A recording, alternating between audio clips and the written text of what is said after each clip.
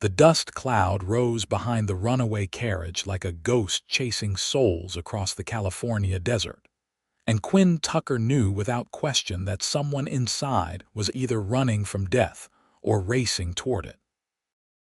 He kicked his mare into a gallop, the February sun of 1878 beating down on San Bernardino County with unseasonable warmth. The carriage ahead veered wildly, clearly without a proper driver guiding its course.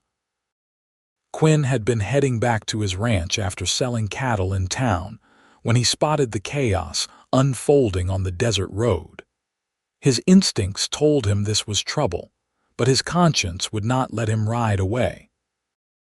The horses pulling the carriage were panicked, foam flying from their mouths as they ran without direction. Quinn pushed his mare harder, closing the distance between them. He could see now that the driver's seat was empty, the reins dragging uselessly in the dirt. Whatever had happened, someone had lost control, and if those horses did not stop soon, the carriage would overturn on the rocky terrain ahead. Quinn rode alongside the carriage, his heart pounding as he calculated his next move. Through the window, he caught a glimpse of white fabric and a flash of terrified eyes. A woman. She was clutching the interior of the carriage, her face pale as death itself. He had to act now. With practiced precision, Quinn guided his mare closer to the runaway horses. He reached out, fingers straining toward the loose reins. The first attempt failed, his hand closing on empty air. The second try brought him near enough to feel the leather brush his palm. On the third attempt, he seized the reins and pulled hard, using all his strength to bring the frightened animals under control. The horses fought him, but Quinn was stronger, his voice cutting through their panic with firm commands. Slowly, gradually, the animals began to respond. Their gallop became a canter, then a trot, and finally they stood still, sides heaving and eyes rolling white with fear. Quinn dismounted quickly and approached the carriage door. When he opened it, he found a young woman in a wedding dress that was torn and stained with dust and what looked like blood. Her dark hair had come loose from its pins, cascading around her shoulders in tangled waves. Her brown eyes stared at him with a mixture of relief and despair that struck him directly in the chest. "Are you hurt?" he asked, extending his hand to help her down. She took his hand, and he noticed how cold her fingers felt despite the warm day. When she stepped down, her legs buckled and he caught her before she could fall. She was lighter than he expected, as though fear had hollowed her out from the inside. "Thank you," she whispered, her voice hoarse. "They killed him. They killed Jacob." Quinn helped her sit on a flat rock beside the road, then retrieved his canteen and offered it to her.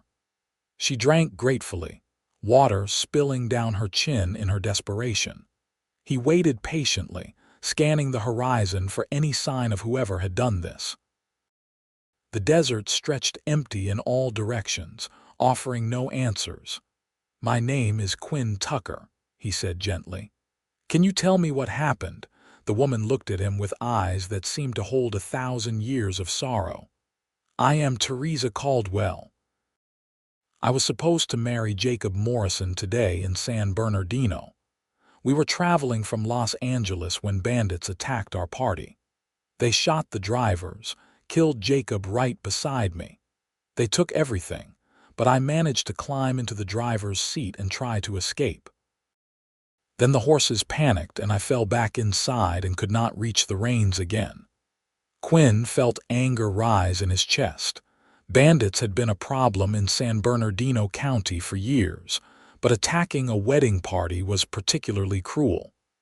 "How long ago did this happen?"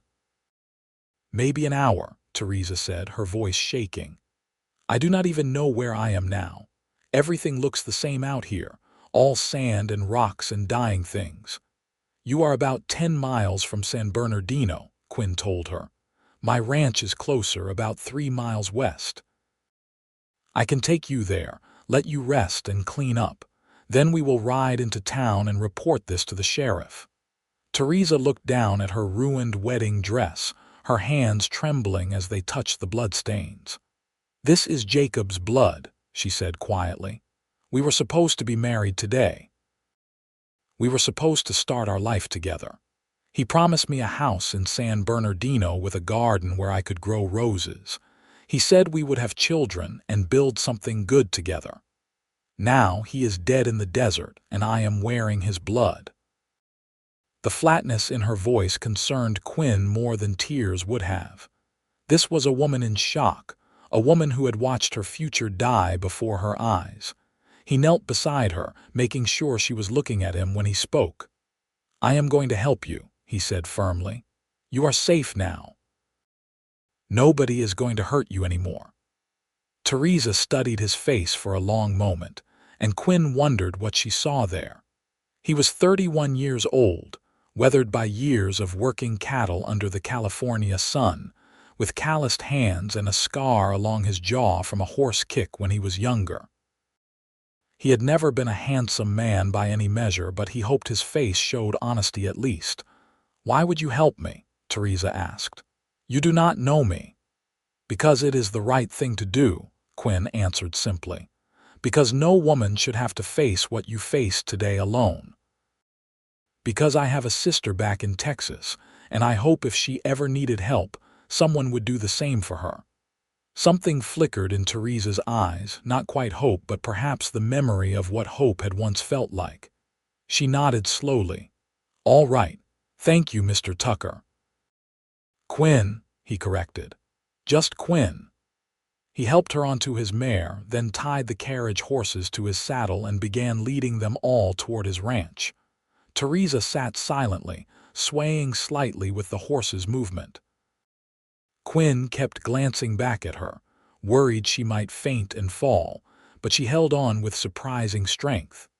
The Tucker Ranch came into view as the sun began its descent toward the western mountains. It was a modest spread with a small house, a barn, and several corrals for the horses and cattle. Quinn had built most of it himself over the past 5 years, turning raw land into something productive. It was not much, but it was his, and he took pride in what he had created. He helped Theresa down and led her inside the house. It was simple but clean, with whitewashed walls and furniture Quinn had made himself. He showed her to the bedroom and brought her a basin of water and clean cloths. "I will heat water for a proper bath," he said.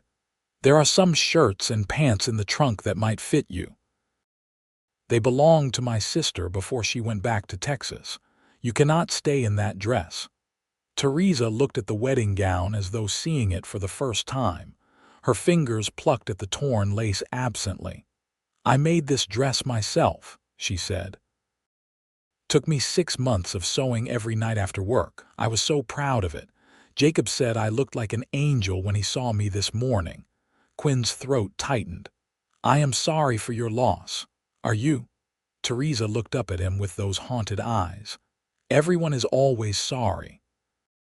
Sorry does not change anything. Sorry does not bring people back. Sorry is just a word people say when they do not know what else to do." She was right, and Quinn knew it. He nodded slowly. "You are right. I cannot change what happened. But I can offer you safety and shelter while you figure out what comes next." Theresa's expression softened slightly. "Thank you. That is more than most would do."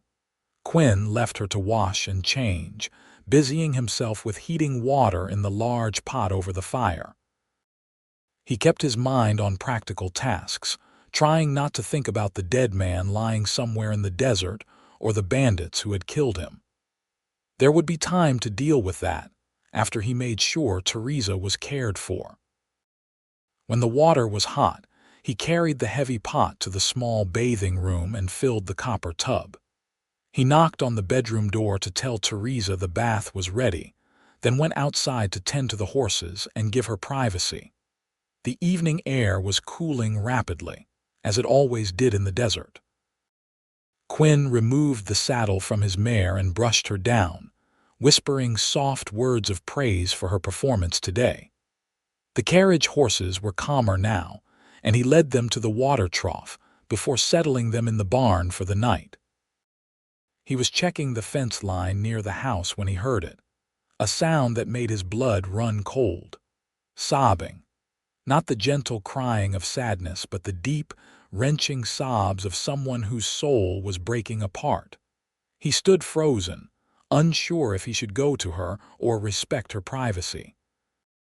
The sound continued, echoing through the twilight, and Quinn felt his heart twist with sympathy. He had seen grief before. His mother had died when he was 20, and his father had followed her 2 years later, both taken by fever. He understood loss. But there was something particularly cruel about Theresa's situation. She had been dressed for her wedding, filled with dreams and plans for the future, and in one violent moment, everything had been stolen from her. The sobbing gradually quieted, and Quinn waited a while longer before heading back inside. He found Theresa in the main room, wearing his sister's old blue shirt and brown pants. Her hair was still damp from the bath, hanging loose down her back. She looked younger this way, more vulnerable. Quinn estimated she was probably in her early 20s, maybe 22 or 23 at most. "I made coffee," he said, gesturing to the pot on the stove. "And there is bread and cheese if you are hungry." "I do not think I can eat," Theresa said, but she accepted the coffee cup he offered. She wrapped her hands around it as though desperate for its warmth. "I should feel grateful to be alive. I should feel something other than this emptiness, but I cannot seem to feel anything at all." Quinn sat across from her at the small wooden table. "You have been through a terrible shock. Give yourself time." "Time," Theresa repeated, staring into her coffee. "Jacob and I had time. We met 2 years ago in Los Angeles. I was working as a seamstress, and he came into the shop to have a suit mended. He was so kind, so gentle. He would bring me flowers and tell me about his plans to open a mercantile in San Bernardino. He said he wanted to build a life with me, wanted to give me everything I had never had." "What had you never had?" Quinn asked gently. Theresa's smile was bitter. "Hope, security. The feeling that tomorrow might be better than today. I grew up in an orphanage in San Francisco. Never knew my parents, never had a real family. The sisters who ran the orphanage were not cruel, but they were not warm either. When I was old enough, they found me work as a seamstress, and I have been sewing other people's dreams ever since. My own dress for my own wedding was the first thing I ever made just for me." Quinn understood then the depth of what had been taken from her. This was not just about losing a fiancé. This was about losing the first real hope she had ever allowed herself to feel. "Jacob said he would give me a home," Theresa continued, her voice distant. "A real home with my name on the deed. He said we would plant a garden together and watch it grow. He said we would have children who would never know what it felt like to be unwanted, and I believed him. God help me, I let myself believe in something good, and this is what I got for it." "You cannot think that way," Quinn said firmly. "What happened was not punishment for hoping. It was random violence by evil men. That is all." Theresa looked at him with eyes that had gone hard. "How do you know? How can you possibly know what the universe wants or does not want? All I know is that every time I have ever reached for something good, it has been taken away. Maybe I am meant to be alone. Maybe hope is not for people like me. People like you, unwanted people, forgotten people, people who started life as a burden and have stayed that way ever since." Quinn felt anger rise in his chest, not at her but at the world that had taught her to think of herself this way. "You are not a burden. You are a woman who survived something terrible today. That takes strength most people do not have." "I forgot what hoping felt like," Theresa whispered, more to herself than to him. "After Jacob died, sitting in that carriage with his blood on my hands, feeling those horses run wild beneath me, I forgot what it felt like to believe anything good could happen. And I do not know if I can remember how to feel it again." Quinn reached across the table and took her hand. Her fingers were still cold. "Then do not worry about hope right now. Just focus on getting through tonight, then tomorrow, then the day after that. Sometimes that is all we can do." Theresa looked down at their joined hands, and for a moment, Quinn thought she might pull away. But she did not. Instead, she held on as though he were the only solid thing in a world that had become unmoored. They sat in silence for a long while, the darkness outside deepening, the coffee growing cold in their cups. Finally, Theresa spoke again, her voice barely audible. "Will you take me to see him tomorrow, Jacob's body? I need to see him one more time. I need to say goodbye properly." "If that is what you need, then yes," Quinn promised. "We will go at first light." He showed her to the bedroom again and insisted she take the bed while he made himself comfortable on the floor in the main room. Theresa protested weakly, but exhaustion had clearly caught up with her, and she did not fight hard. Quinn listened to the sounds of her settling in, the creak of the bed frame, the rustle of blankets. He lay on his bedroll staring at the ceiling, his mind racing. Tomorrow he would have to ride out and search for Jacob's body, deal with the sheriff, and help Theresa navigate the aftermath of this tragedy. But tonight, all he could do was make sure she felt safe enough to sleep. Somewhere in the dark hours before dawn, Quinn heard movement from the bedroom. He sat up quietly and saw Theresa standing in the doorway, her silhouette outlined by moonlight from the window. "I cannot sleep," she said. "Every time I close my eyes, I see it happening again. Jacob falling, the blood, the way his eyes went empty. I cannot make it stop." Quinn stood and approached her carefully as he would a frightened horse. "That will fade with time. Not completely, maybe never completely, but enough that you can bear it." "How do you know?" "Because I have seen death too. In the war, before I came to California. I was 17 when I enlisted, thought I was going to be a hero. Learned real quick that war is not about heroes. It is about surviving and trying to forget what you had to do to survive." Theresa studied him in the darkness. "You fought in the war between the states. For the Union, yes. Saw action in Virginia and Tennessee. Watched boys younger than me die in mud and blood, calling for mothers who would never hear them. When it ended, I could not go back to Texas right away.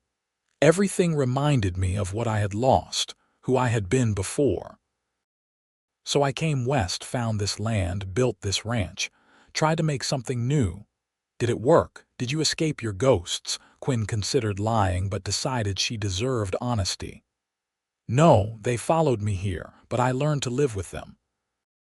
Learned that carrying ghosts does not mean you cannot also carry hope. The two can exist together." Theresa moved closer to him, and in the moonlight, he could see tears tracking down her face. "I do not know how to do that. I do not know how to carry both."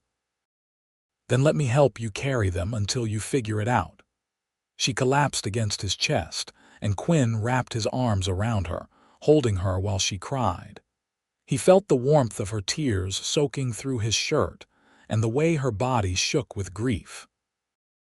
He held her through it all, one hand stroking her hair gently, offering the only comfort he could.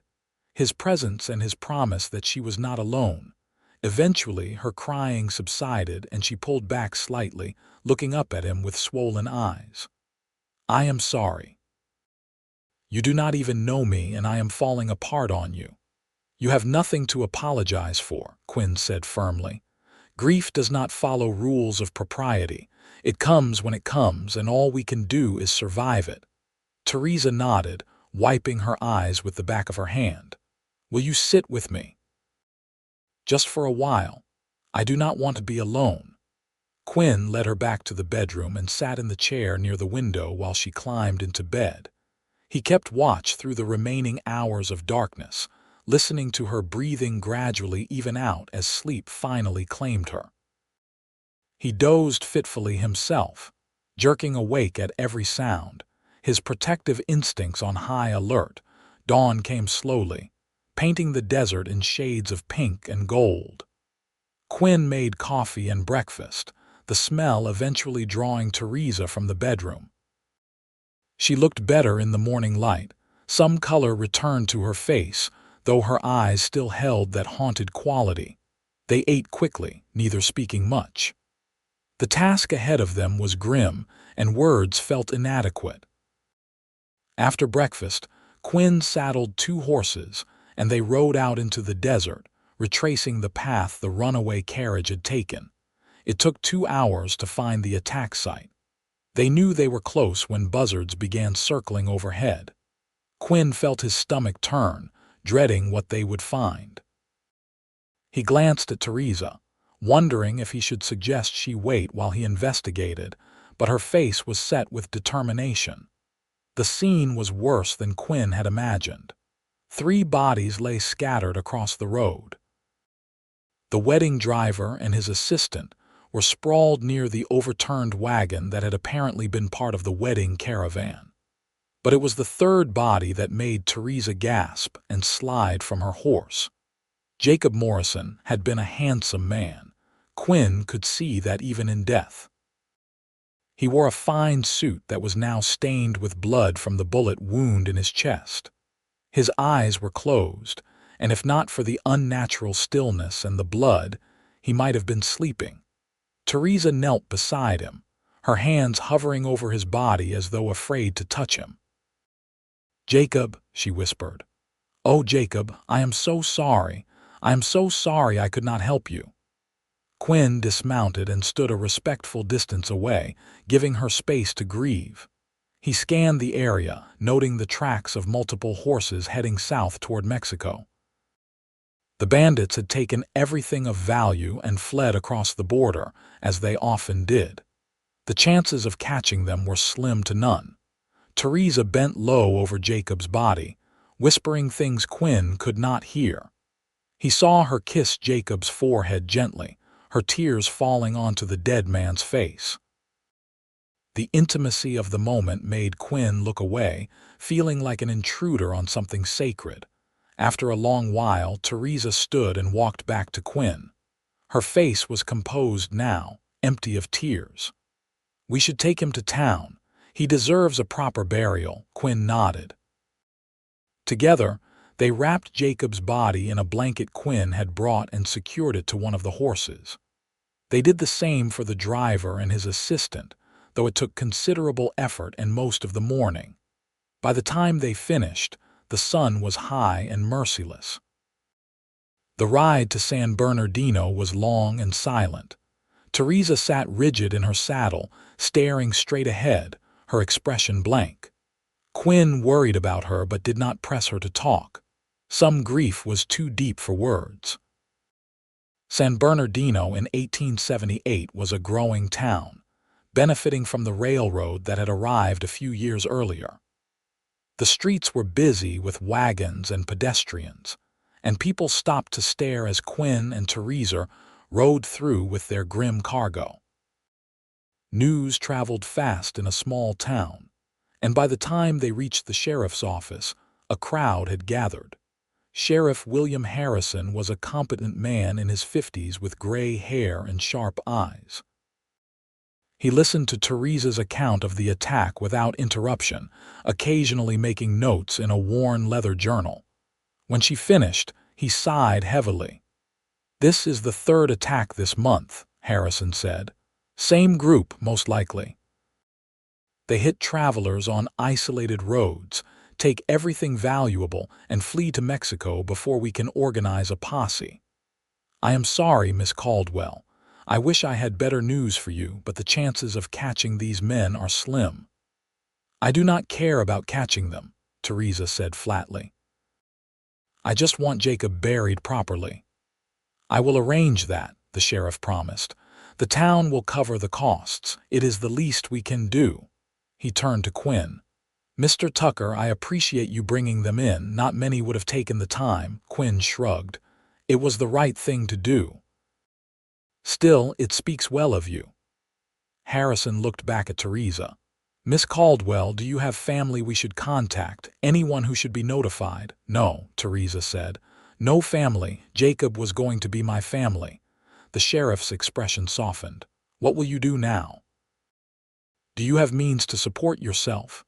Theresa opened her mouth, then closed it again, clearly not having thought that far ahead. Quinn saw the panic starting to rise in her eyes and spoke before he could think better of it. "She can stay at my ranch as long as she needs to," he said, "until she figures out her next step." Both the sheriff and Theresa turned to stare at him. Quinn felt heat rise in his face but stood his ground. "I have the space, and it is not right to turn someone out when they have nowhere to go." "Mr. Tucker, I cannot impose on you like that," Theresa said, but Quinn could hear the relief underneath her protest. "It is not an imposition. I could use help around the ranch anyway. You said you are a seamstress. I have clothes that need mending, curtains that need making. You could earn your keep if that makes you more comfortable." Theresa looked at him for a long moment, searching his face for something. Whatever she found there must have satisfied her because she nodded slowly. "If you are certain, then thank you. I appreciate your kindness." The sheriff looked between them with an expression Quinn could not quite read. "That is generous of you, Tucker. Miss Caldwell, if you need anything or if there are any problems, you come see me immediately." "Understood, understood," Theresa agreed. They spent the rest of the day making arrangements for the funerals. Jacob had family back in Los Angeles, and telegrams were sent to notify them. The driver and his assistant were local men with wives and children, and Quinn watched as those families received the news of their deaths. The wailing of the newly widowed women cut through him, a reminder of how quickly life could change through it all. Theresa remained composed, almost frighteningly so. She answered questions when asked, made decisions about Jacob's burial, and handled the practical matters with an efficiency that seemed unnatural given the circumstances. Quinn realized this was how she had survived her life, by putting aside feelings and focusing on what needed to be done. Evening was approaching when they finally left town. Theresa had acquired some proper clothes from the general store, using money Quinn insisted on lending her. She sat beside him on the wagon seat, her new purchases wrapped in brown paper at her feet. "The funeral is the day after tomorrow," she said. "I would like to attend if you do not mind bringing me back to town." "Of course," Quinn said. "I will be there with you. You do not have to do that. You have already done so much." "I want to," Quinn said simply. Nobody should have to go through that alone. Theresa was quiet for a while, watching the desert landscape pass by. "Why are you being so kind to me? You do not know me. You have no obligation to help." Quinn thought about how to answer that. "My parents raised me to believe that we take care of people who need help. That is all, nothing more complicated than that. Most people do not live by those values. Maybe not, but I try to." Theresa turned to look at him, really look at him, for the first time since they had met. Quinn felt self-conscious under her scrutiny but did not look away. Finally, she spoke again. "You are a good man, Quinn Tucker. Thank you for helping me when you did not have to." "You are welcome, Theresa Caldwell." They rode the rest of the way in comfortable silence. When they reached the ranch, Quinn helped her unload her purchases and showed her where things were in the house. He had spent the previous night on the floor, but now he insisted she take the bedroom permanently while he moved his things to the barn. "I cannot take your bed," Theresa protested. "The barn is fine," Quinn assured her. "I spent years sleeping in worse places during the war. Besides, this way you will have privacy." Theresa looked like she wanted to argue further but finally nodded. "Thank you." That night, Quinn lay in the hayloft of his barn, listening to the sounds of the animals below and staring up at the stars through gaps in the roof. He thought about Theresa in his house, wearing his sister's clothes, carrying grief too heavy for one person to bear. He thought about how she had said she forgot what hoping felt like, and he made himself a promise. He would help her remember. The next day established a routine that would continue for the weeks to come. Quinn rose early and did the morning chores, feeding the animals, checking the fences, tending to the cattle. When he came in for breakfast, he found Theresa had already cooked eggs and bacon, coffee steaming in cups on the table. "You did not have to do this," he said, though his stomach growled at the sight of the food. "You said I could earn my keep," Theresa replied. "I may not know much about ranching, but I can cook and clean and mend." They ate together, and Quinn found himself enjoying her company. She did not talk much, but when she did, her observations were intelligent and often surprising. She noticed things he had stopped seeing. How the light came through the window in the morning, the way the wind sounded different depending on which direction it blew, the patterns the chickens made when they pecked in the yard. After breakfast, Quinn went about his work while Theresa tackled the inside of the house. He had been a bachelor for 5 years, and while he kept things relatively clean, there was no denying his home lacked a woman's touch. Theresa threw herself into the work with an intensity that worried him. He suspected she was trying to outrun her grief, to exhaust herself so completely that she would not have energy left to feel. That evening, he found her in the main room, surrounded by his clothes, needle and thread in hand. She had already mended 2 shirts and was working on a third, her fingers moving with practiced speed and precision. "These needed more than mending," she said without looking up. "Some of these buttons were barely hanging on. When was the last time you did any upkeep on your wardrobe?" Quinn laughed. "A while, I admit. I am better with leather and rope than needle and thread, clearly." But there was a hint of amusement in her voice, the first he had heard since they met. Quinn sat across from her, pretending to read a newspaper but actually watching her work. There was something almost meditative about the way she sewed, each stitch perfect and precise. Her face had relaxed slightly, the harsh lines of grief softening as she focused on the familiar task. "You are very good at that," he observed. "I should be. I have been sewing since I was 8 years old." The sisters at the orphanage believed idle hands were the devil's workshop, so we were always working on something. Sewing, washing, cooking, cleaning. By the time I left, I could make an entire dress from scratch without a pattern. "Is that what you want to do? Continue being a seamstress?" Theresa paused, her needle hovering above the fabric. "I do not know what I want anymore. Before Jacob, I wanted security and safety. With Jacob, I wanted a home and family. Now I do not let myself want anything because wanting things seems to be what causes pain." "That is one way to avoid pain," Quinn said carefully, "but it is also a way to avoid living." Theresa looked up at him sharply. "What would you know about it? Have you ever had everything ripped away from you just when you thought you were finally going to be happy?" "Yes," Quinn said quietly. "In the war. I fell in love with a nurse named Emily.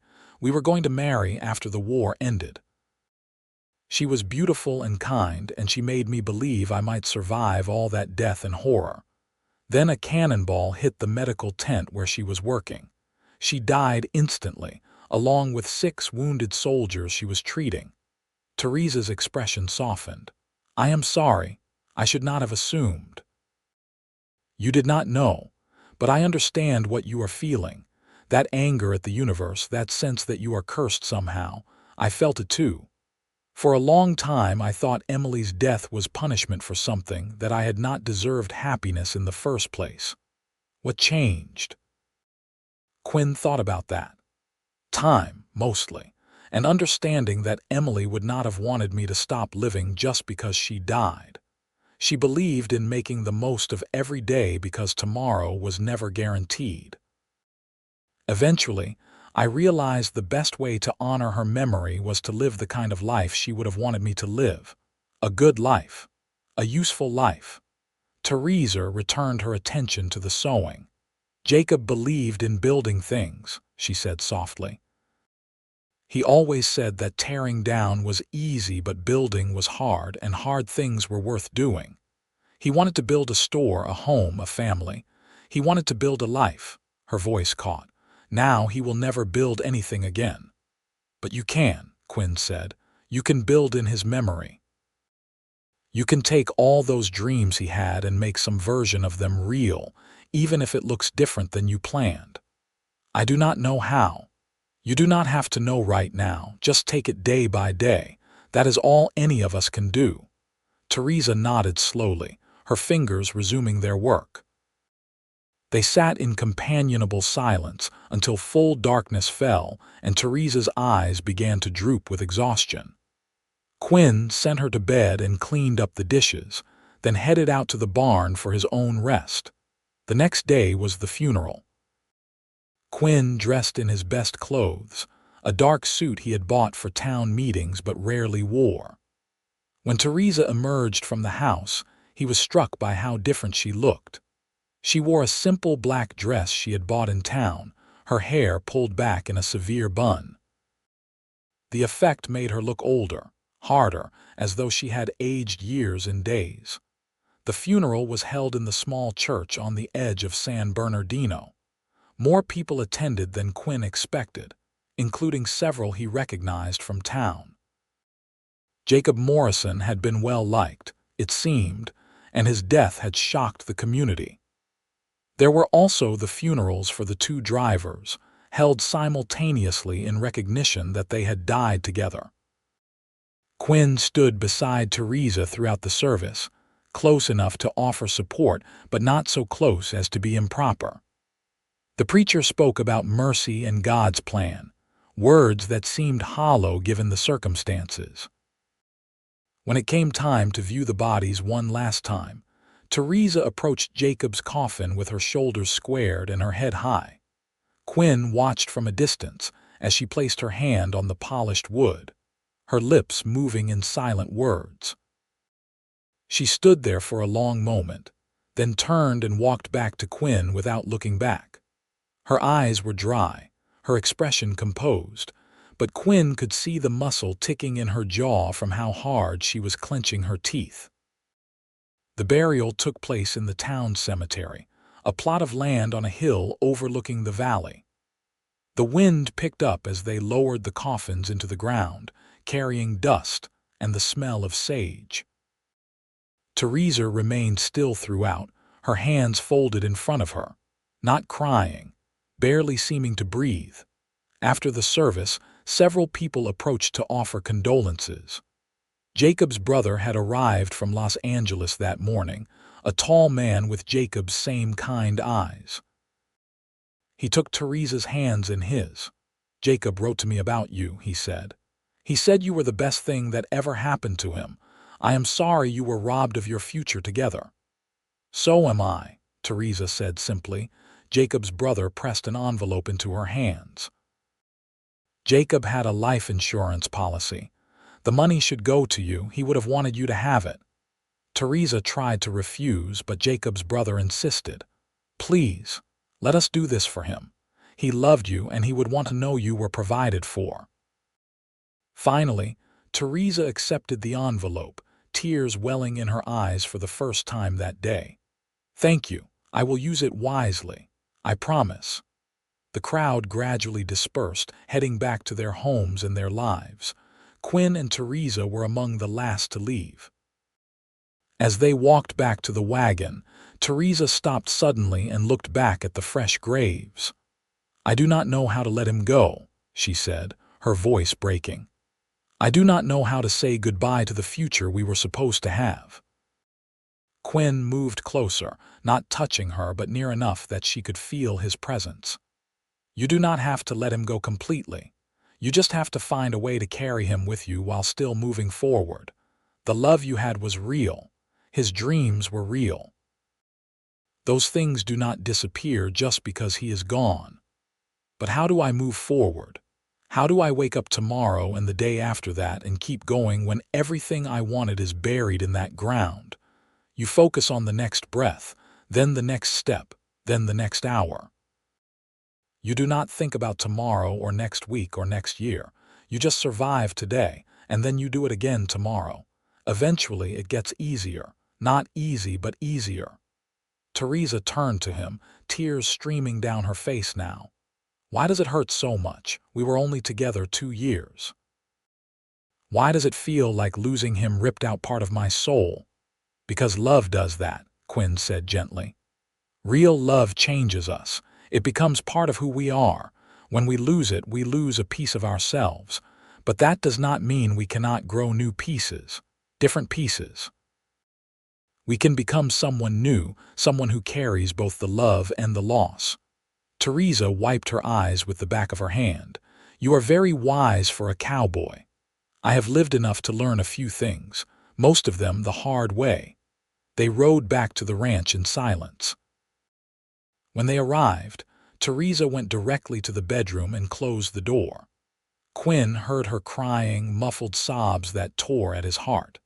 He wanted to go to her, to comfort her, but he knew she needed this private time to grieve. Instead, he threw himself into work. He repaired fence posts, mucked out the barn, and checked on the cattle until exhaustion pulled at his muscles. By the time evening fell, he was too tired to think, which was exactly what he needed. Days turned into weeks, and a rhythm developed between them. Quinn worked the ranch while Theresa managed the house. She cooked meals that were far better than anything Quinn had made for himself. She mended his clothes, made new curtains for the windows, and planted a small vegetable garden near the house. Slowly, almost imperceptibly, the ranch began to feel like a home instead of just a place where Quinn slept. Theresa remained quiet and withdrawn, but Quinn noticed small changes. She began to smile occasionally, usually at something funny one of the animals did. She started talking more at dinner, asking Quinn about his work and seeming genuinely interested in his answers. The hard edges that grief had carved into her face began to soften, though the sadness never completely left her eyes. One evening, about 6 weeks after the funeral, Quinn came in to find the house filled with the smell of baking bread. Theresa stood at the stove, her face flushed from the heat, flour dusting her apron. She looked more alive than he had seen her since they met. I realized I have been here over a month and have never baked bread, she said when she noticed him watching. It seemed wrong somehow. A house should smell like fresh bread. Quinn inhaled deeply, his stomach growling. It smells amazing. Jacob loved fresh bread, Theresa said, her voice catching slightly on his name. But then she took a breath and continued. He used to say his mother made the best bread in Los Angeles, and he was always challenging me to match it. I never quite managed, but I came close. It was the first time she had spoken Jacob's name without completely falling apart. Quinn took that as a positive sign. I am sure it is wonderful. They ate dinner together, the fresh bread warm and perfect. Quinn complimented it enthusiastically, and Theresa actually laughed, a real laugh that lit up her entire face. Quinn found himself staring, struck by how beautiful she was when she allowed herself a moment of happiness. "What?" Theresa asked, noticing his attention. Quinn felt heat rise in his face. "Nothing. Just nice to hear you laugh." Theresa's smile faded slightly. "I feel guilty when I laugh, like I am betraying Jacob's memory by feeling anything other than sadness." "You think Jacob would want you to be sad forever?" "No," Theresa admitted. "He would want me to be happy. He was always trying to make me smile, always planning little surprises to cheer me up. He used to say life was too short to waste on sorrow." She paused. "I suppose he was right about that, even if he did not know how right he was." "Then honor his memory by allowing yourself moments of joy when they come. I think that is what he would want." Theresa considered that, her fingers tracing patterns on the wooden table. Maybe. It is hard to know what to do. Part of me feels like I should grieve forever, like that is what love requires. But another part of me is tired of crying, tired of feeling like there is a hole in my chest where my heart used to be. Both parts are valid, Quinn said. You can love him and miss him while still choosing to live your life. Those things are not mutually exclusive. When did you stop grieving for Emily? Quinn thought about that. I am not sure I ever completely stopped, but I stopped letting grief be the only thing I felt. I stopped using her death as an excuse not to live. That took years, though. Grief does not have a timeline. I opened the envelope from Jacob's brother today, Theresa said suddenly. The life insurance money, it is more than I expected, enough to live on for several years if I am careful. Enough to start a business, maybe, or buy a small house. She looked at Quinn uncertainly. I should probably start thinking about what comes next. I cannot stay here forever. Quinn felt something tighten in his chest at the thought of her leaving, which surprised him. He had grown accustomed to her presence, to having someone to talk to over meals, to hearing her humming while she worked in the garden. The ranch would feel empty without her. You can stay as long as you need to, he said. There is no rush. You have been more than generous. But I need to build some kind of life for myself. Jacob wanted me to have a home, security. Maybe I can do that on my own in his memory. What would you want to do? If you could do anything. Theresa's eyes grew distant. Jacob and I talked about opening a dress shop together. I would make custom dresses, wedding gowns, fancy clothes for special occasions. He would handle the business side of things. We even looked at storefronts in San Bernardino. She blinked, bringing herself back to the present. But I could never do that alone. Managing a business requires skills I do not have. You could learn, Quinn said. Or you could find a partner, someone to handle the parts you cannot do yourself. Who would want to partner with a widow with no experience? Someone who recognizes talent and potential when they see it. You are an excellent seamstress, Theresa. I have seen your work. People would pay good money for clothes made with that kind of skill. Theresa looked at him with surprise. You really think I could do it? I know you could. You are one of the strongest people I have met. You survived losing everything and kept going. Starting a business would be easy compared to that. A small smile played at Theresa's lips. You have a lot of faith in me for someone who has only known me 6 weeks. Sometimes 6 weeks is enough to know someone's character. And your character is strong. Theresa's expression turned thoughtful. Maybe I will think about it. Thank you, Quinn, for everything. I do not know what I would have done without you. You would have survived. You would have found a way. You are a survivor, Theresa. That is who you are.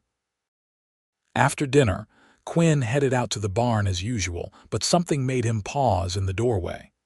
He looked back at the house, warm light glowing in the windows, smoke curling from the chimney.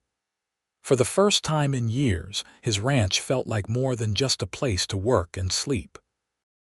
It felt like a home, and he realized that was because of Theresa. The realization troubled him as he settled into his bedroll in the hayloft. He had not intended to develop feelings for her. She was grieving, vulnerable, in no state to think about romance. He was simply helping someone in need, that was all. But his heart did not seem to care about intentions. It had decided on its own that Theresa Caldwell was someone special, someone worth caring about, someone he did not want to leave. Quinn stared up at the stars through the gaps in the roof and made himself a promise. He would not act on these feelings. He would not take advantage of Theresa's vulnerability or confusion. He would continue to be her friend and supporter, nothing more. If she decided to leave and build a life elsewhere, he would help her do that, even if it meant losing her. The next few weeks were harder than Quinn anticipated. Now that he had acknowledged his feelings, They seemed to grow stronger every day. He noticed everything about Theresa. The way she tucked her hair behind her ear when she was concentrating, the soft sound of her voice when she sang while working, the graceful movement of her hands as she kneaded bread dough. Every smile she gave him felt like a gift, and every laugh felt like sunshine breaking through clouds, but he kept his promise to himself. He remained friendly but not overly familiar. He gave her space and privacy.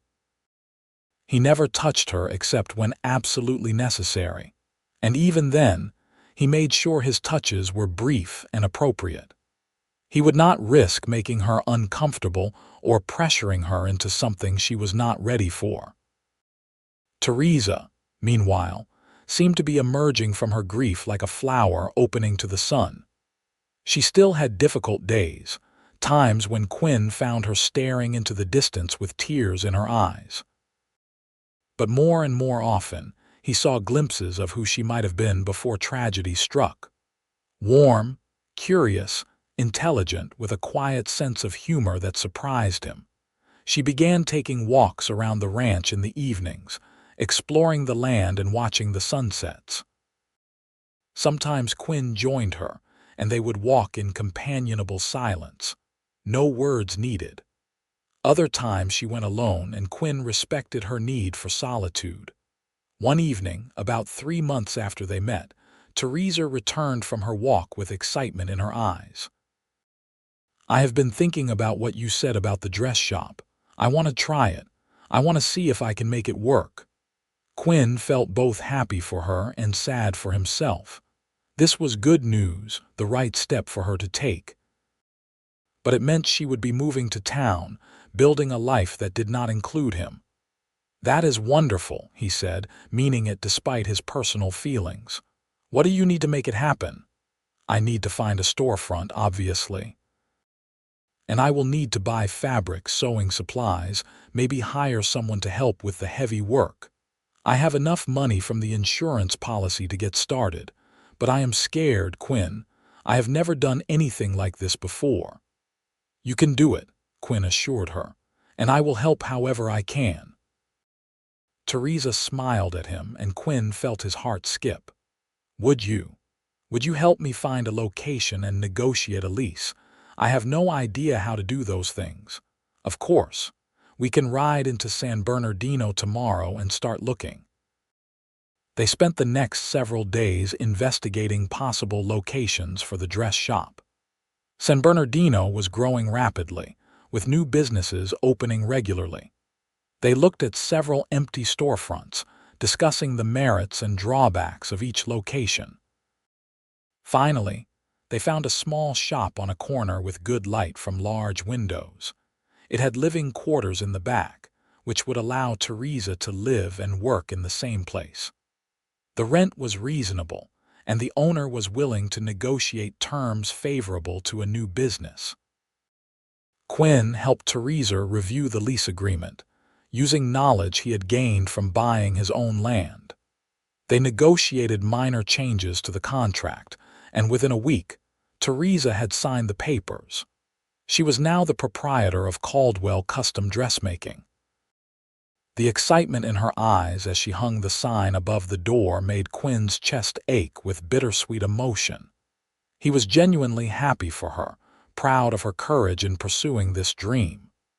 But he also knew it meant the end of their daily routine, the end of shared meals and evening conversations. She would be living in town now, building her new life, and he would return to his solitary existence on the ranch. They spent a week getting the shop ready to open. Quinn built shelves and a counter while Theresa organized her supplies and created sample dresses to display. Other people from town stopped by to offer help or wish her well. Word spread quickly that a talented seamstress was opening a shop, and several women placed orders before the official opening day. "I cannot believe this is really happening," Theresa said one evening as they surveyed the completed shop. "A few months ago, I had nothing. Now I have a business, a home, a future. None of this would have been possible without you, Quinn. You did this yourself, Quinn insisted. I just helped a little. You did more than help a little. You saved my life, sheltered me, believed in me when I could not believe in myself. You showed me that hoping for good things is not foolish. You reminded me what it feels like to dream. She stepped closer to him, her brown eyes serious. I forgot what hoping felt like, Quinn. After Jacob died, I thought I would never feel hope again, but you gave that back to me. Quinn's heart pounded so hard he was certain she could hear it. They stood close, closer than they had been since the night he held her while she cried. He could smell the lavender soap she used, could see the flecks of gold in her brown eyes. He wanted desperately to kiss her, to tell her how he felt, but he held back. She was talking about hope for her business, for her future, not hope for them. I am glad I could help, he managed to say, his voice rougher than usual. You deserve good things, Theresa. You deserve to build the life you dreamed about. Something flickered in Theresa's eyes, something Quinn could not quite identify. She opened her mouth as though to say something, then seemed to think better of it. Instead, she stepped back, putting distance between them. I should finish unpacking in the back, she said. Thank you for all your help today. Quinn nodded and left, feeling like he had missed something important but not knowing what. He rode back to his ranch in the gathering darkness, his mind replaying the moment in the shop over and over. Had he imagined the look in her eyes? Had she been about to say something before she stopped herself? The ranch felt emptier than ever that night. Quinn lay in his bed, the one he had reclaimed now that Theresa was gone, and stared at the ceiling. The house still smelled like her lavender soap, and the bread she had baked that morning before they left. Her presence lingered in every corner, in the curtains she had sewn, and the mended clothes hanging in his closet, and the flower box outside the window where she had planted wildflowers. Over the next few weeks, Quinn fell into a new routine. He worked the ranch during the day, then rode into town several times a week to check on Theresa and her shop. Business was good. She had a steady stream of customers and was building a reputation for quality work. She seemed happy, or at least content, which should have been enough for Quinn. But every time he saw her, his feelings grew stronger, and it became harder to maintain the friendly distance he had promised himself. Theresa always greeted him warmly when he visited, offering coffee and showing him her latest projects. She asked about the ranch and seemed genuinely interested in his answers. Sometimes she would have dinner with him at the hotel restaurant, and they would talk for hours about everything and nothing. Quinn treasured these evenings, even though they tortured him with their casual intimacy. 4 months after the dress shop opened, Quinn arrived for his usual visit to find Theresa looking troubled. The shop was closed, unusual for a weekday afternoon, and she was sitting at her work table staring at a piece of paper. "What is wrong?" Quinn asked immediately. Theresa looked up, and he saw worry in her eyes. "I received a letter from Jacob's brother in Los Angeles. He says bandits have been attacking more frequently on the roads between Los Angeles and San Bernardino. Several people have been killed. He is warning me to be careful if I travel." Quinn felt cold fear settle in his stomach. "You are not planning to travel, are you?" "Not immediately. But I had been thinking about going to Los Angeles to buy better quality fabric. The selection here is limited, and if I want to attract wealthier clients, I need better materials." She set the letter down with shaking hands. "But I am terrified, Quinn. Every time I think about getting in a carriage, I remember that day, the gunshots, the blood, Jacob falling. I do not know if I can ever travel that road again." Quinn pulled up a chair and sat across from her. "Then do not go. Order what you need and have it shipped here. It will cost more, but it is worth it for your peace of mind. I cannot let fear control my life forever. At some point, I have to face this." There is a difference between facing fear and taking unnecessary risks. With bandits active on the roads, traveling now would be foolish for anyone, not just someone with your history. Theresa nodded slowly. You are right. I know you are right, but I hate feeling like a coward. You are not a coward. You are one of the bravest people I know. You survived something terrible and built a new life from nothing. That takes more courage than most people have.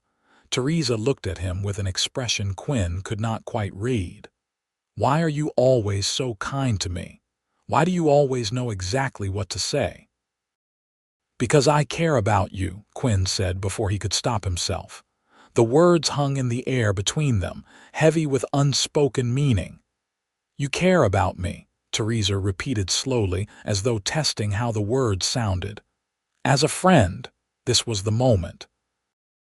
Quinn could deflect, could pretend he meant only friendship, could preserve their comfortable relationship. Or he could be honest and risk everything.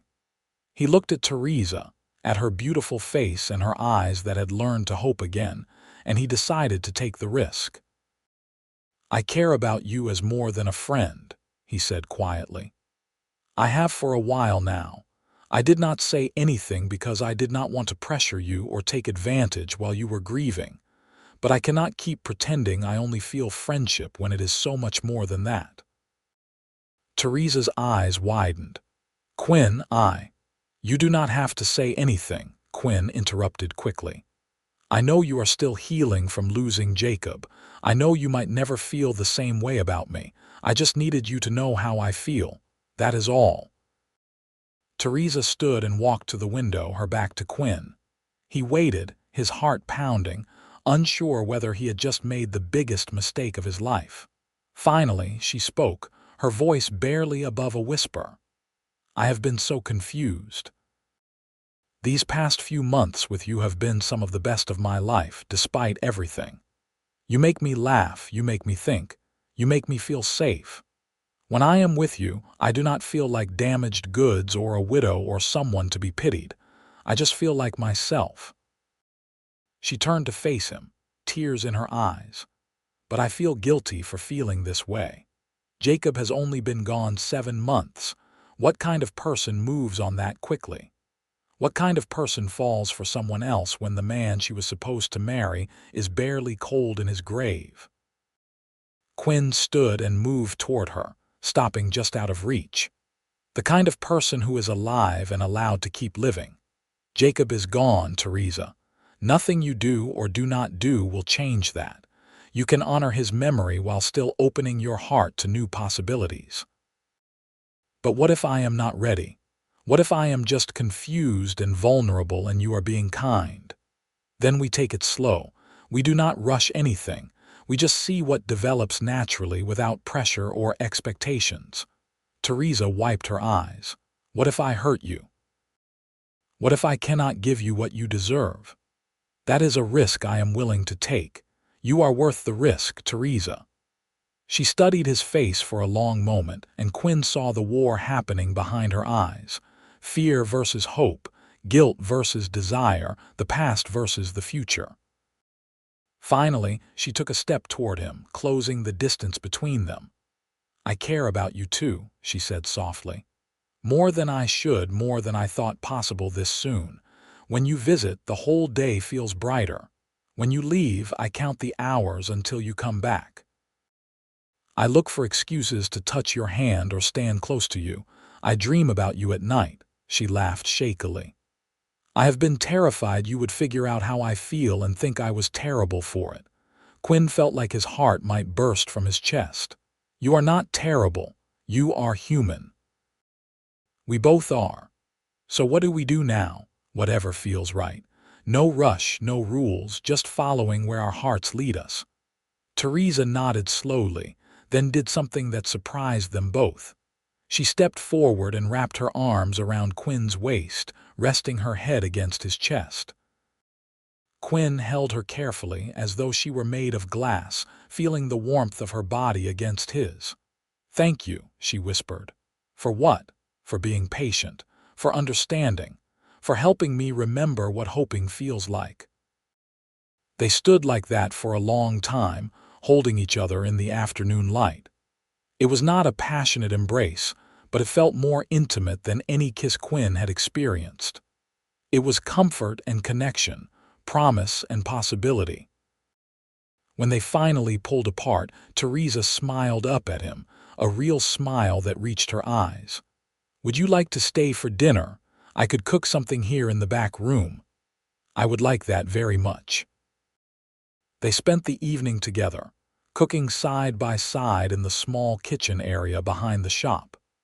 Theresa made stew while Quinn prepared biscuits using his mother's old recipe. They talked and laughed, and the atmosphere between them had changed subtly.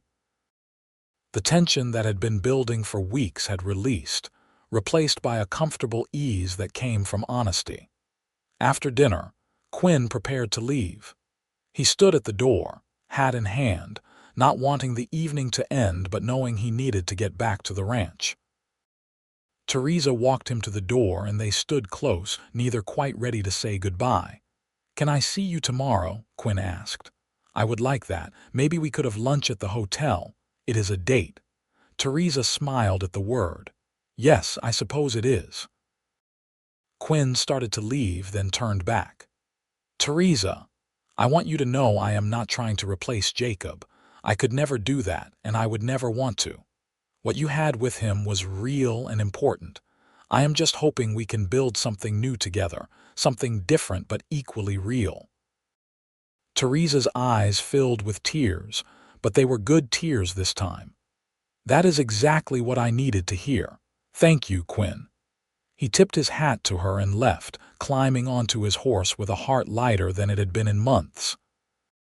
As he rode back to the ranch under the stars, he allowed himself to hope for the future, something he had not done since Emily died all those years ago. Their courtship, if it could be called that, was slow and careful. Quinn came to town 3 or 4 times a week, and they would have meals together or take walks on the edges of town. They talked about everything, their childhoods, their dreams, their fears. Quinn learned about Theresa's years in the orphanage, about the loneliness that had marked her early life. Theresa learned about Quinn's family in Texas, about his sister who had married a rancher, and now had 3 children, about his parents who had died too young. They did not rush physical intimacy.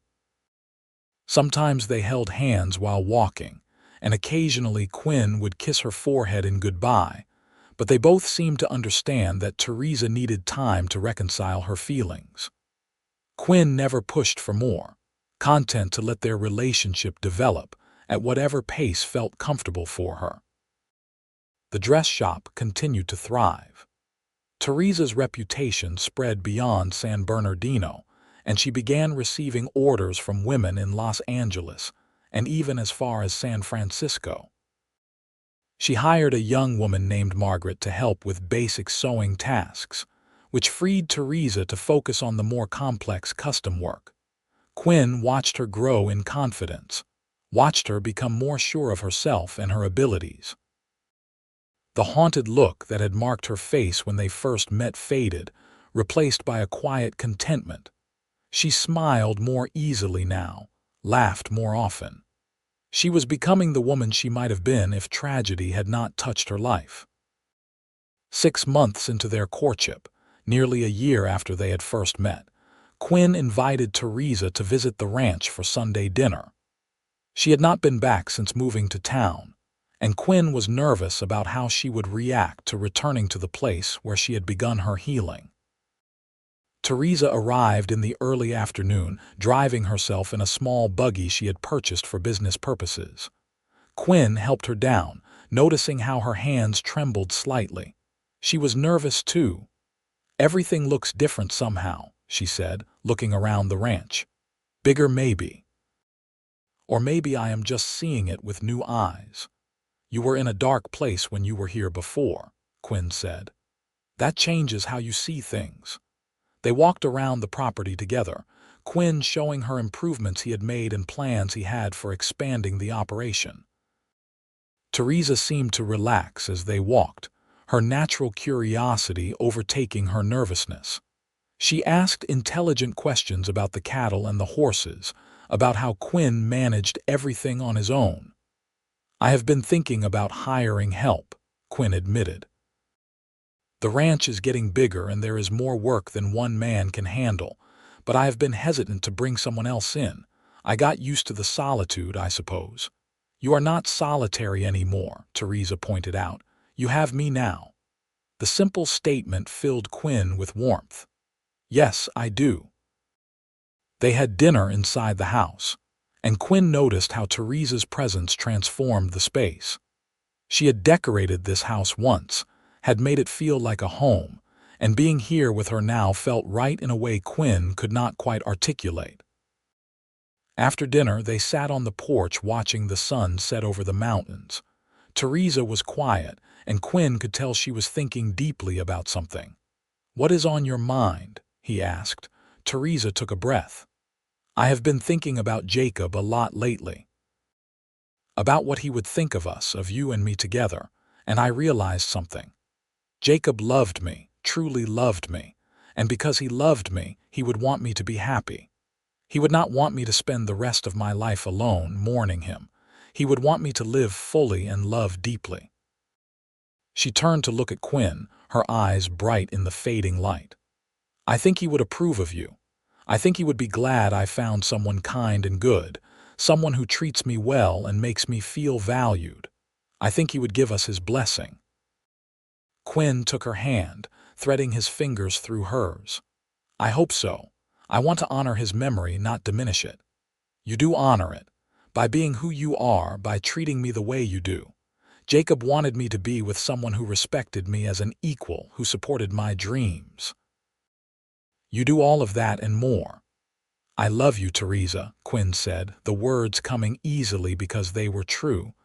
"I have loved you for months now. I just wanted you to know." Theresa's breath caught. "I love you too, Quinn. I have been afraid to say it, afraid it meant I was betraying Jacob or moving on too fast. But I do love you. You brought me back to life when I wanted to die. You showed me that my story was not over, that there could be new chapters and new joy. How could I not love you?" Quinn leaned in slowly, giving her time to pull away if she wanted. But Theresa met him halfway and their lips touched in a kiss that was gentle and sweet and full of promise. When they pulled apart, both were smiling. "What happens now?" Theresa asked. "Whatever we want to happen. We build our future together, one day at a time." "I like the sound of that." They sat together until full dark fell, talking about possibilities and dreams. Theresa spoke about expanding her business, maybe opening a second location eventually. Quinn talked about improving the ranch, breeding better cattle, maybe starting a horse training operation. They wove their individual dreams together, creating a vision of a shared future. When it was time for Theresa to return to town, Quinn insisted on escorting her to ensure she got back safely. They drove in convoy, Theresa's buggy ahead and Quinn riding alongside on his horse. At the shop, he helped her down and held her close for a long moment. "I will see you soon," he promised. "Tuesday for lunch. I will be here." The next several months passed in a blur of happiness. Quinn and Theresa continued their courtship, growing closer with each passing week. They attended church socials together, went to town events as a couple, and spent every possible moment in each other's company. The people of San Bernardino accepted their relationship, and if anyone thought it improper that Theresa had moved on so quickly from Jacob's death, they kept those opinions to themselves. In the spring of 1879, just over a year after they met, Quinn decided it was time. He had a ring made by the town jeweler, a simple gold band with a small diamond. It was not elaborate, but it was honest and strong, like his love for Theresa. He invited her to the ranch for Sunday dinner again, and after they ate, he suggested they take a walk. Theresa agreed, and they wandered out to a spot overlooking the valley where the wildflowers were blooming in a riot of colors. "You remember the first time you came here?" Quinn asked. "How you said everything looked like it was dying?" "I remember. I was so lost then, so convinced that nothing good would ever happen again. And now," Theresa smiled, her face radiant in the afternoon sun, "now I see beauty everywhere. The flowers, the mountains, the sky. You taught me to see that beauty again, Quinn. You gave me back my life." Quinn took her hands in his heart pounding so hard he wondered if she could feel it. "I want to spend the rest of my life showing you that beauty. I want to wake up next to you every morning and fall asleep beside you every night. I want to build a life together, raise a family, grow old watching sunsets just like this one." He lowered himself to one knee, pulling out the ring. "Theresa Caldwell, will you marry me?" Theresa's eyes filled with tears, and for a moment Quinn worried he had moved too fast, pushed too hard. But then she was pulling him to his feet, throwing her arms around his neck, saying yes, yes, yes between kisses and tears. Quinn slipped the ring on her finger and it fit perfectly. They held each other, both crying now, overwhelmed by the magnitude of the commitment they were making. This was not just about love or desire. This was about choosing to build a future together, about believing that hope and joy were possible even after loss and pain. "When?" Theresa asked when they finally pulled apart enough to speak. "Whenever you want. Tomorrow, next month, next year. I will wait as long as you need. I do not want to wait. I have waited long enough for happiness. Let's get married soon, before summer. Are you sure? That is only a few months away." Theresa cupped his face in her hands, her eyes serious. "I am sure. I love you, Quinn Tucker. I want to be your wife. I want to start our life together. What is the point in waiting?" "No point at all," Quinn agreed, kissing her again. They set the date for June 1879, giving them 2 months to prepare. Theresa designed and made her own wedding dress, a simpler creation than the elaborate gown she had worn for Jacob, but no less beautiful. It was ivory silk with delicate lace at the sleeves and collar, elegant in its simplicity. They decided to have a small ceremony at the ranch rather than in town. Theresa wanted to be married at the place where she had found hope again, where she had learned to dream of the future. Quinn invited his sister and her family to travel from Texas, and Theresa invited a few friends from San Bernardino, including Margaret from the dress shop. The wedding day dawned clear and warm. Quinn's sister Emily, named after his lost love, arrived the day before with her husband and 3 children. She took to Theresa immediately, hugging her warmly and telling Quinn privately that their mother would have loved her. "You deserve happiness," Emily told her brother. "After everything you have been through, you deserve this." The ceremony took place in the late afternoon when the light turned golden. A traveling minister from San Bernardino officiated, and the small group of guests gathered under an oak tree Quinn had planted when he first bought the land. Theresa walked toward Quinn through the wildflowers, no father to give her away, but her head held high and her smile radiant. Quinn's breath caught when he saw her. She looked like an angel in her ivory dress, her dark hair crowned with wildflowers. But more than her appearance, it was the joy in her eyes that struck him. This was a woman who had fought her way back from despair, who had chosen hope even when hope seemed foolish. She was the strongest person he knew, and she was about to become his wife. They spoke their vows in clear, firm voices, promising to love and honor each other for the rest of their lives. When the minister pronounced them husband and wife, Quinn kissed Theresa with all the love and promise in his heart. The small crowd cheered, and for a moment, Quinn felt like the luckiest man alive. The celebration was simple but joyful. Emily had cooked enough food to feed twice their number, and they ate and talked and laughed as the sun set. Quinn's nephews ran wild around the ranch, and Theresa smiled watching them, and Quinn knew she was thinking about the children they would have together. As night fell, the guests gradually departed until only Quinn and Theresa remained. They stood on the porch of the house that was now truly theirs, holding each other and looking up at the stars. "Are you happy?" Quinn asked. "Happier than I ever thought possible," Theresa said. "When you found me in that runaway carriage, I thought my life was over. I thought I would never feel joy again. But you proved me wrong. You showed me that new beginnings are possible, that hope can rise from ashes. You did that for yourself. I just walked beside you." "No, Quinn. You carried me when I could not walk. You believed in me when I could not believe in myself.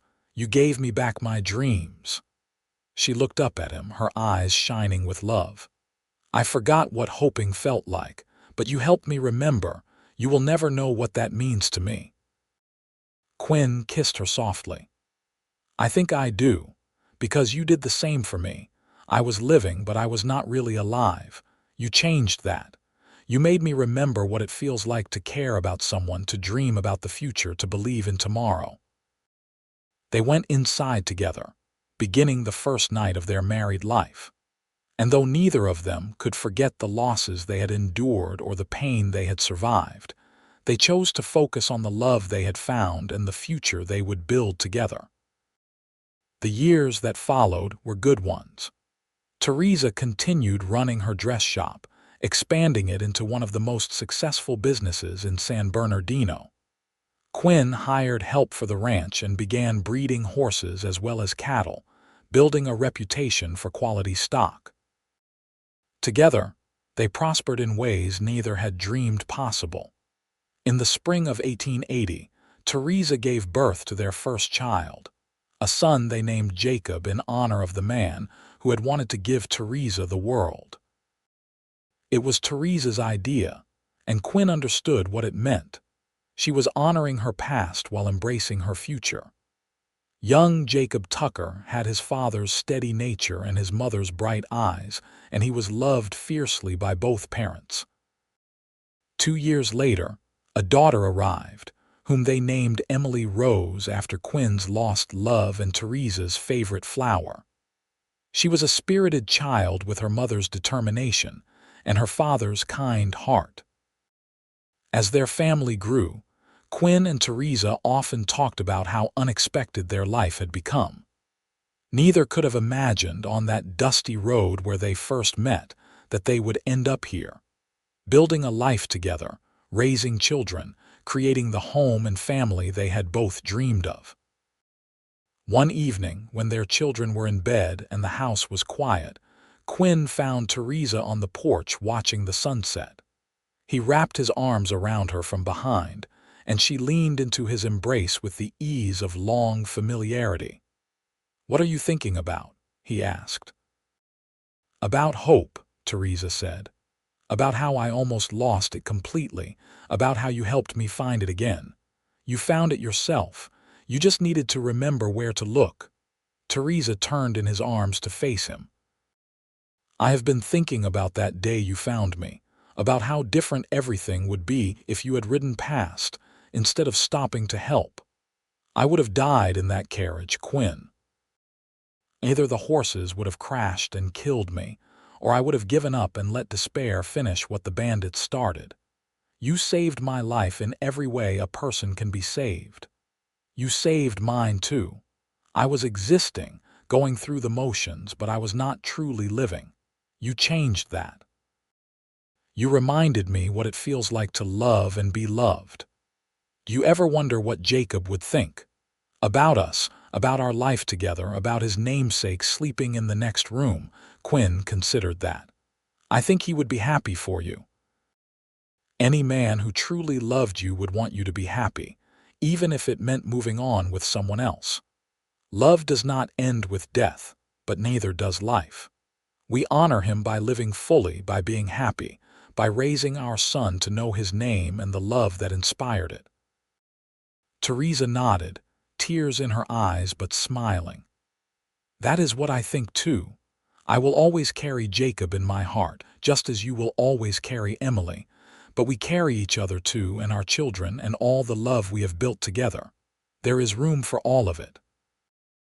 "There is always room for love," Quinn agreed. "That is the thing about the heart. It does not have a capacity limit. It just keeps growing to hold whatever we need it to hold." They stood together on the porch, holding each other as the sun painted the sky in shades of orange and pink. In the house behind them, their children slept peacefully, secure in the knowledge that they were loved and wanted. The ranch spread around them, a testament to years of hard work and careful planning. The dress shop in town bore Theresa's name and reputation. Everything they had built together, everything they had become, was more than either had dreamed possible. "You remember what you said to me that first day?" Theresa asked. "You said I was safe, that nobody would hurt me anymore. You promised to help me." "I remember. You kept that promise. Every day since then you have kept it. You made me feel safe when safety seemed impossible. You helped me heal when I thought the wounds were too deep. You loved me when I could not love myself." Quinn kissed the top of her head. "And you did the same for me. We healed each other, Theresa. That is what love does. It heals the broken places and makes us whole."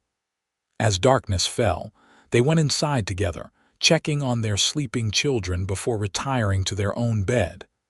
The house that Quinn had built alone was now filled with life and laughter and love. It was everything he had hoped for and more. Years continued to pass.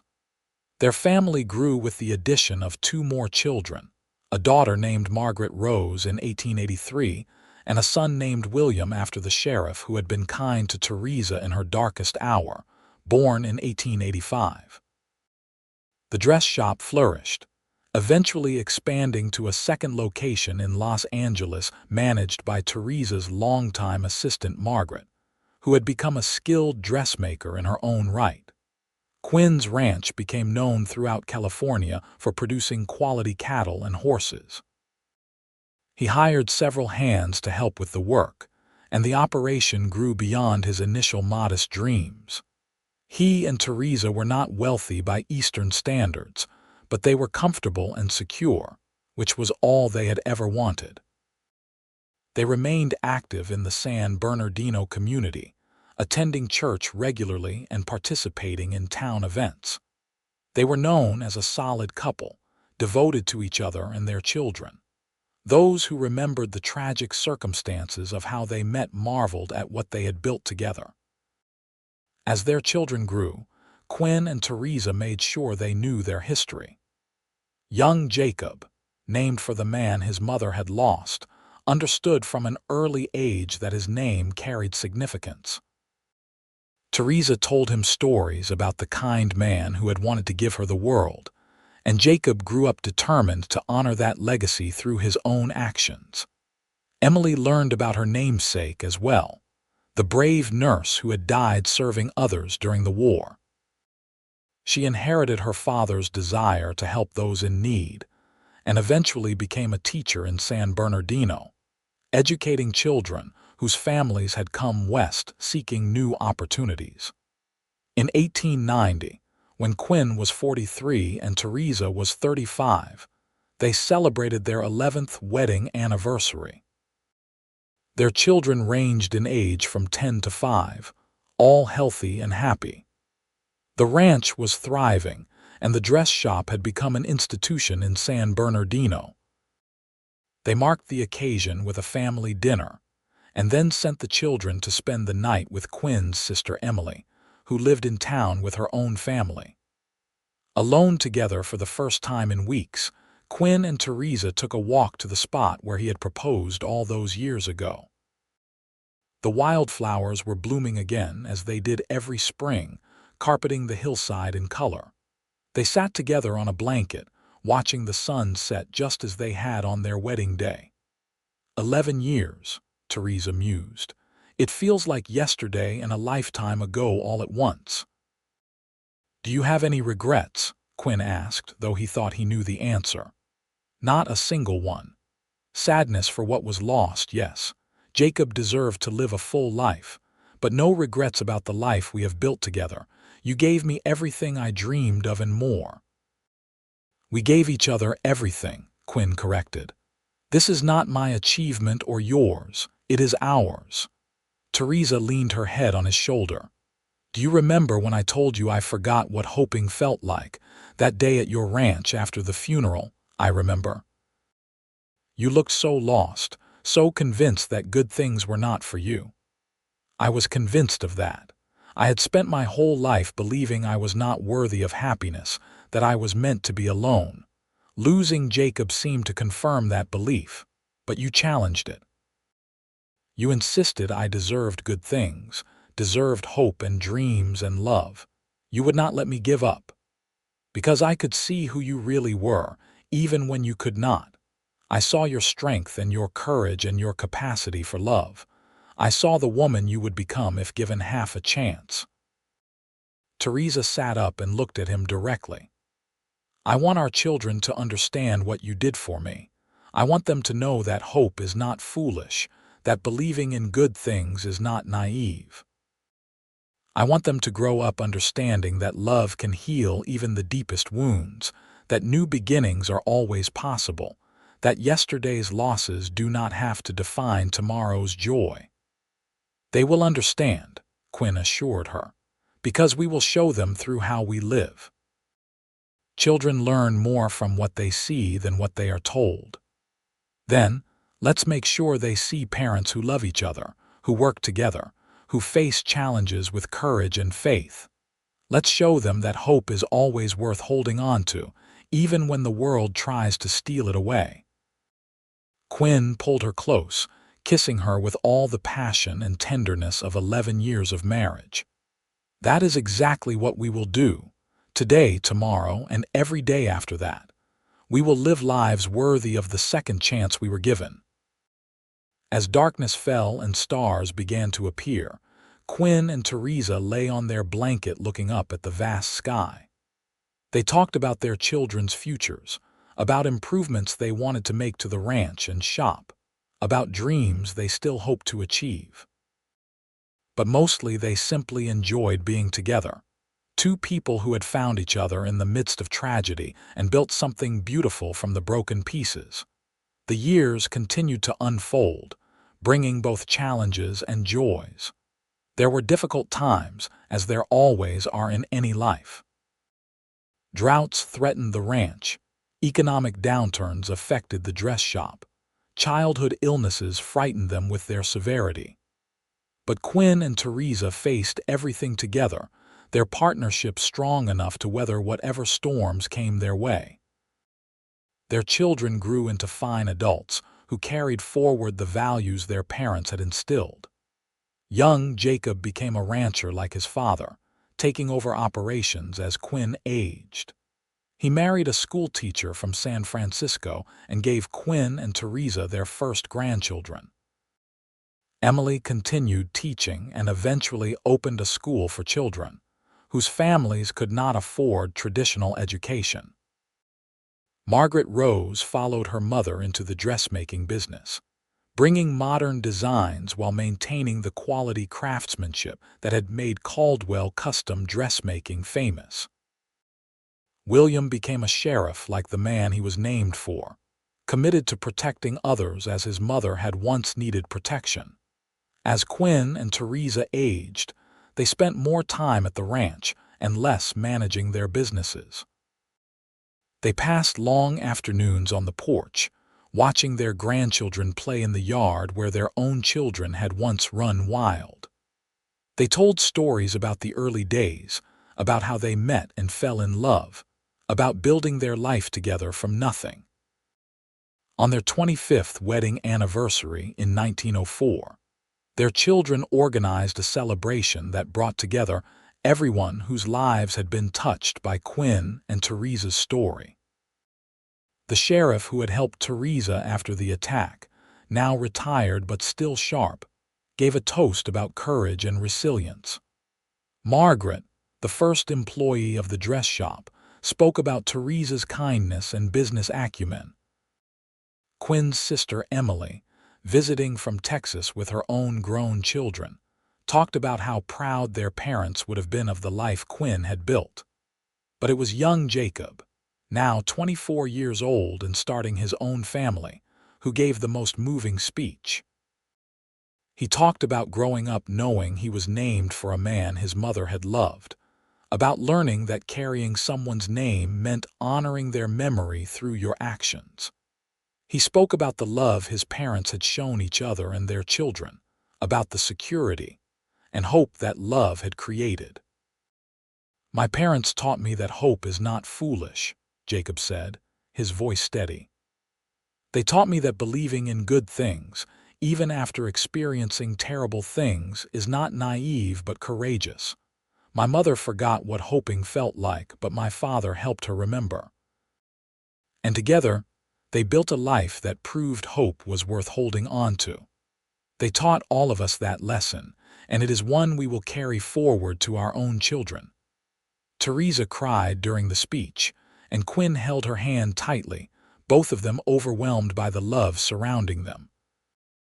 This was what they had built, not just a business or a ranch or a family, but a legacy of hope and resilience that would outlive them both. As the celebration continued around them, Quinn led Theresa away for a quiet moment alone. They walked to their special spot, the place where he had proposed all those years ago. The wildflowers were blooming again, as they always did, a reminder that beauty and life continue even after the harshest winters. 25 years, Theresa said wonderingly. "Half a lifetime ago I thought my life was over. Now look at what we have built." "We have been blessed," Quinn agreed, "more than I ever thought possible. Do you ever think about that day, the runaway carriage, you riding up like some hero from a story?" "Sometimes. I think about how easily I could have missed you, how I almost did not see the carriage at all. What if I had been 5 minutes later or taken a different road? What if I had decided it was not my problem and ridden on? But you did not. You stopped and helped because that is who you are. You saw someone in trouble and you acted without thinking about the cost or the consequences. You saved me in every way a person can be saved. And you saved me right back. You brought life and love back into a house that had been empty for too long. You gave me a family, a purpose, a reason to wake up excited about the day ahead. We saved each other, Theresa. That is what makes us work." Theresa leaned into his embrace, and even after 25 years it still felt like home. "I love you, Quinn Tucker. I loved you when you were a stranger who stopped to help. I loved you when you sheltered me and asked nothing in return. I loved you when you believed in my dreams before I could believe in them myself. And I love you now, after all these years, even more than I did on our wedding day. I love you too, Theresa Tucker. You are the best thing that ever happened to me, you and our children and the life we built together. If I could go back and change anything, I would not. Even the hard parts led us here, to this moment, to this life." They stood together watching the sun set, as they had done countless times before and would do countless times again. The ranch spread below them, vibrant and alive. Their family, blood and chosen, celebrated nearby, multiple generations connected by love and shared history. Everything they had hoped for, everything they had worked for, had come to fruition in ways neither could have imagined on that dusty road where they first met. Quinn and Theresa continued living full, active lives well into their later years. Quinn finally fully retired from ranching at 60, turning operations completely over to Jacob while he focused on breeding a special line of horses he had been developing. Theresa stepped back from day-to-day management of the dress shops, but continued designing special pieces for important clients, including wedding dresses for her granddaughters. They became beloved fixtures in San Bernardino, the old couple who had built something lasting together. Young people sought their advice about marriage and business. Struggling families found help from their quiet charity. Their home was always open to those who needed shelter or guidance, just as Quinn's ranch had once sheltered Theresa. On their 30th anniversary, surrounded by children, grandchildren, and a community that loved them, Quinn and Theresa renewed their vows in the same spot where they had married 3 decades earlier. They spoke the same words they had said before, but now those promises had been tested by time and proven true. They had loved each other through good times and bad, through sickness and health, through all the challenges that 3 decades of marriage bring. As they exchanged rings again, the same simple gold bands they had worn for 30 years, Theresa whispered words only Quinn could hear. "You gave me back my hope. You taught me that dreams are worth holding on to. You showed me that love can heal anything. Thank you for every day of these 30 years." Quinn kissed her softly, his eyes bright with tears. "Thank you for choosing me. Thank you for building this life with me. Thank you for being the best partner anyone could ask for." The years continued passing, bringing the inevitable changes that time brings. Quinn and Theresa moved slower. Their hair turned completely white. Their bodies showed the wear of decades of hard work. But their minds remained sharp and their love remained strong.